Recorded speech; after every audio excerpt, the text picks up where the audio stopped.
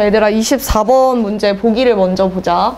이 보기 내용을 보시면 시적 화자가 의식에서 경험하는 시간이 선형적으로 이어지지 않는다라는 내용이 핵심이거든. 그래서 비선형적인 시간 구성을 보인다. 그러면 과거하고 뭐 현재하고 미래하고 다 어떻게 될 수 있어? 뒤섞일 수가 있는 거야. 그래서 이제 보시면은 가작품에서는 어떻게 나오냐? 화자가 과거에 순수했던 경험을 다시 떠올려. 그래서 미래에는 악의를 가진 존재마저도 포용하고자 하는 희망을 가지는 방식. 그러면 가작품은 일단 과거의 경험이 있고 이 과거의 경험에 대해서 긍정적으로 인식한다라고 봐야 되겠지? 그치? 과거에 뭐가 있어? 순수성이 있어. 그리고 이러한 순수성을 어떻게 확장하고 싶은 거야? 미래에 확장을 하고 싶은 거야. 그래서 미래는 어떤 모습? 포용력이 있는 모습이 돼야 되겠지. 그치? 그리고 나서 이제 나에서는 화자가 과거를 비극적인 체험으로만 남겨두지 않고 다시 상기해. 그리고 과거의 삶을 보듬어 안는 방식으로 현재가 재구성된대. 그러면 얘들아, 나 작품의 경우에는 원래는 과거에 대한 인식이 긍정이야, 부정이야? 원래는 부정이었다고 봐야 돼. 비극적 체험이라고 했으니까. 그치? 그런데 이에 대해서 상기를 하면서 의미를 어떻게 만들어? 긍정적으로 만든다라는 거야. 현재적인 관점에서. 그래서 요 두 작품을 볼 때도 뭐 생각해야 돼, 얘들아? 과거, 현재, 미래, 어쨌든 이 시간들이 다 뒤섞여 있지만 얘네들이 변화하는 과정이 제시가 될 거란 말이야. 그래서 변화에 집중을 해줘야 돼. 그래서 24번 뿐만 아니라 얘들아 26번에도 보기가 제시가 되었을 거야. 그거 보기 한번 볼까? 문학 작품에서는 대상이나 상황의 변화를 드러냄으로써 문학적 의미를 부각한다. 이는 변화가 일어나기 전과 후의 대조를 통해서 전달하려는 바를 강조하는 것이다 라고 하거든. 그래서 이 변화를 기준으로 해서 뭐 긍정에서 부정으로 바뀐다 하는 것들은 나 작품에서 잘 확인이 되겠지? 그치? 과거의 경험이 원래는 비극이었는데 현재의 관점에서 긍정적으로 재인식되는 것처럼. 그래서 얘를 생각하면서 작품을 확인해주면 될 거야. 일단은 가작품 먼저 볼게. 곽재구의 화해라는 작품. 얘들아, 얘는 지금 제목이 화해잖아. 여기서 말하는 이 화해가 뭐하고 연결돼야 돼? 포용력이라는 키워드 있지. 보기에 나왔던 얘하고 연결이 될 수 있어야 돼. 그래서 이제 첫 번째 행부터 보시면 다시 소꿉놀이를 할 수 있다면 일단 소꿉놀이라는 키워드가 나왔지, 얘들아. 소꿉놀이 너희 언제 했어? 어렸을 때 했지, 그치? 그러니까 과거, 유년의 경험을 지금 끌어오고 있는 거야. 이걸 다시 할 수 있다면 나는 뭐가 되고 싶어? 어머니가 되고 싶대. 요 종결 어미에서 뭐 확인한다? 화자의, 그치, 지향 확인한다. 어머니라는 존재가 되고 싶어. 그러면 어머니는 뭘 가진 존재겠어? 그치? 포용력을 가진 존재가 될 수밖에 없는 거야. 양지 바른 돌각담 밥티꽃 그늘 아래에 인간의 풋것들이 아주 어린 애기들 있지? 얘네들이 사랑놀이를 하고 있대. 이 모습에서 우리는 어떤 성질을 발견해야 돼? 순수성을 발견해야 되는 거야. 그리고 이때 얘들아, 너희가 특징적으로 발견해줘야 되는 표현상의 특징, 이거 하고 있다. 시제가 뭐야? 현재, 그치? 그리고 진행 표현이지. 그러면 지금 뭐가 이루어진 거야? 과거의 경험을 현재로 끌어오는 것, 이게 이루어지고 있는 거야, 이 부분에서. 깨진 백자 조각 위에 잘 자란 보릿잎이 툭툭 튀는 햇살을 가지런히 썰어놓고 꼬마 껍질 속에 흙밥 대신, 이런 부분 보면 얘들아, 지금 이 소꿉놀이의 장면을 묘사해주고 있잖아. 묘사를 위해서 일부러 못 써주고 있는 거야. 음성, 상징어 같은 것들 써주고 있는 거야. 이거 다 무슨 역할해? 현재성을 강화하는 역할을 한다라고 생각을 하셔야 돼요. 그래서 뭐 새야, 파랑새야, 녹두꽃도 담아놓고 추수하고 빵 굽고 등 켜고 사랑을 깃는 이 행동을 하는 주체는 뭘로 제시됐다? 어머니로 제시됐다. 그러면 이러한 행동은 어떤 의미가 있겠어? 포용력을 가지고 다른 존재를 위해서 뭐 헌신하거나, 그치? 애정을 드러내는 그러한 의미가 있겠죠. 인간의 풋것들의 어머니가 되고 싶다. 다시 한번 반복. 40 넘고 50 넘어서 빼앗을 것을 빼앗고도 다 못 뺏은 인간의 쌍것들이 갑자기 얘들아 약간 욕이 나오고 있어. 얘네들이 보기에서 제시됐던 악인을 의미하는 존재들이겠지. 그치? 근데 얘네들 분명히 나쁜 애들이었는데 어느 봄이 되면은 빼앗긴 자의 모습으로 돌아올 수도 있대. 이 부분에서 우리 뭐 확인해야 돼? 변화 확인해야 돼. 그치? 모든 것이 다 일정하게 유지되지 않아. 예전에 나빴던 사람들도 다른 나쁜 사람들한테 당할 수 있어. 그러니까 이 사람들이 돌아와서 떨고 섰을 때 그때 어떻게 해줘야 돼? 예전에 그러한 사랑놀이, 가슴의 풀들로 돌아와서 흔들릴 수 있도록 해줘야 돼. 내가 누가 되어서, 어머니가 되어서. 그럼 얘들아 여기서 이 흔들릴 수 있도록 이라고 표현한 거는 무슨 의미야? 앞에 제시됐던 떨고 섰을 때 하고 비교해서 얘들아 얘는 아기가 완전히 지워지지 않은 상태. 그치? 흔들릴 수 있도록 해서의 흔들리는 것은 뭐야? 순수성에 감화되는 상태라고 봐야 돼. 알겠지? 그래서 얘네들까지도 내가 다 포용해주고 싶다. 그게 이제 이 작품의 주제였고요. 다음에 이제 나 작품 볼게. 나 작품은 얘들아 이용학의 항구라는 작품인데 이용학 시인은 너희 잘 알고 있지? 그치? 이 시인 나오면은 대표적인 키워드가 뭐라고 했어? 고향. 고향을 생각한다라는 거는 이 사람이 지금 있는 공간은 어디야? 타향일 가능성이 높아. 그래서 이 사람은 유랑의 정서에 대해서 주로 이야기했다.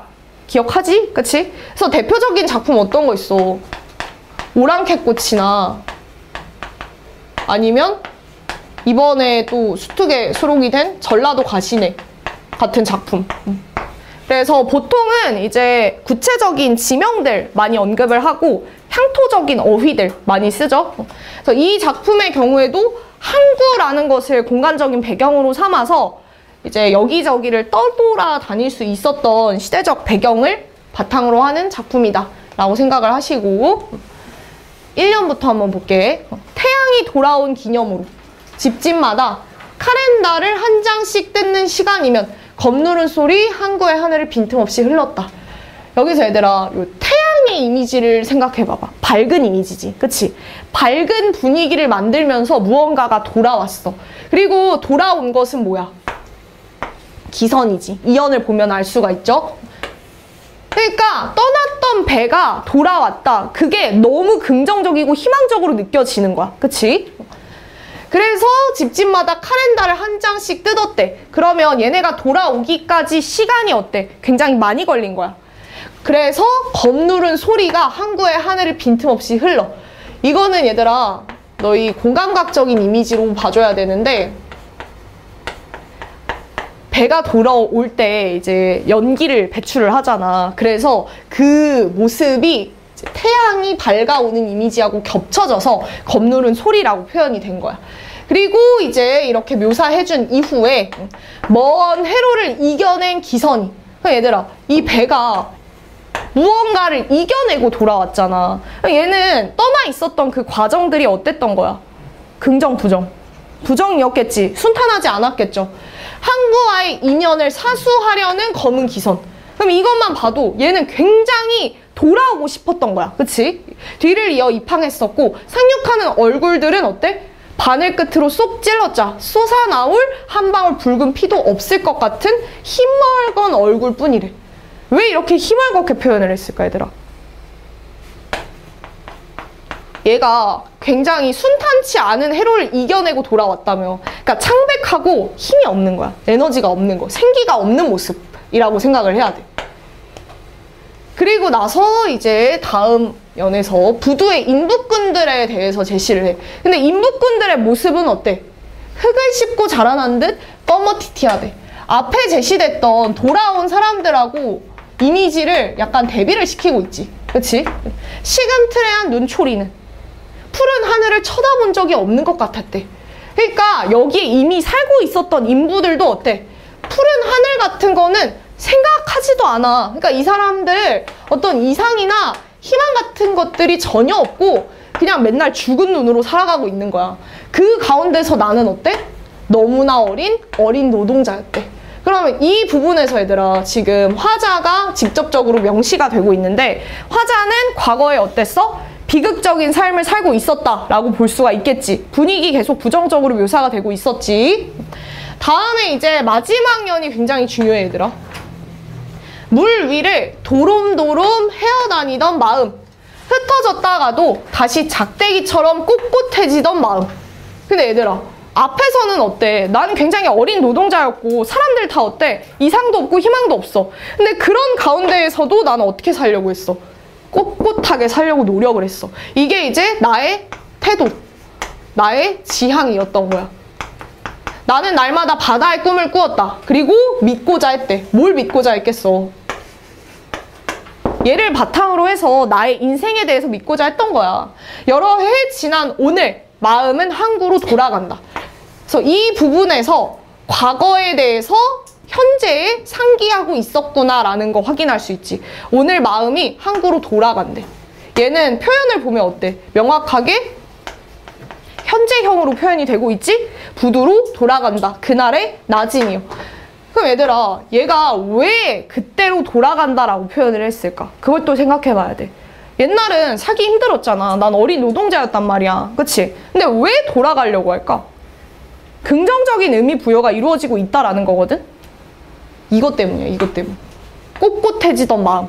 그러니까 힘든 상황 속에서도 난 뭐 하려고 했어? 꼿꼿하려고 노력했었던 거야, 과거에는. 근데 지금은 어떻겠어? 한번 예상을 해봐.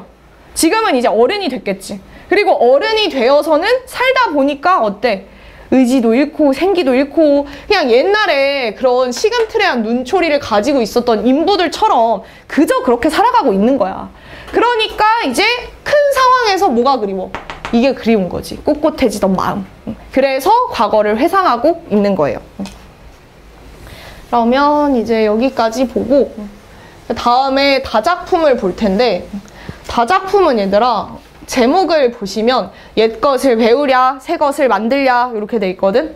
그러면 옛것하고 새것하고 대비를 시키는 문제가 나올 수밖에 없어. 그치? 그리고 실제로 옛것, 새것 그 의미를 바꿔가지고 선지를 만든 문제가 있어요. 그래서 이런 것들 항상 주의하시고 한번 내용을 볼까? 일단은 1문단에서 얘들아 뭘 제시하고 있어? 의문을 남발하고 있어. 얘 계속 질문 던지지. 그치? 왜 이렇게 계속 질문할까? 왜 계속 질문하는 거야? 왜 그럴까 얘들아? 왜 계속 질문해? 이 사람은 얘들아 다른 글하고 비교를 해도 평소에 자기가 쓰는 글이랑 비교를 해도 이 글에서 물음표를 진짜 많이 쓰고 있거든? 그치? 생각을 좀 하라는 거야. 독자한테 질문 던지는 거야. 첫 번째 의문은 뭐다? 글을 어떻게 지을까? 그래서 우리가 옛것을 배워야 하나? 옛것에 대한 의문, 이게 첫 번째. 그 다음에 이제 두 번째 의문은 뭐야? 새것을 만들어야 할 것인가? 그리고 요 단락에서 얘들아 우리 뭐 확인해야 돼? 막중한 법전, 임기응변의 조치, 그리고 유행가, 곡조, 고전, 음악. 이 대비야, 대비. 지금 이렇게 물결 표시한 것은 옛것과 새것 중에 어디에 해당돼? 새것. 그리고 네모 표시한 게 옛것에 해당이 되겠지?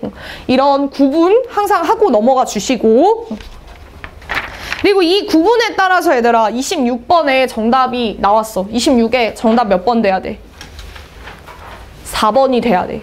4번 선지를 보시면은 막중한 법전은 고전 음악하고 동일하게 취급되는 대상 맞지? 그치? 근데 이후 내용을 보시면 새것에 둔감한 사람들의 모습을 상징한대.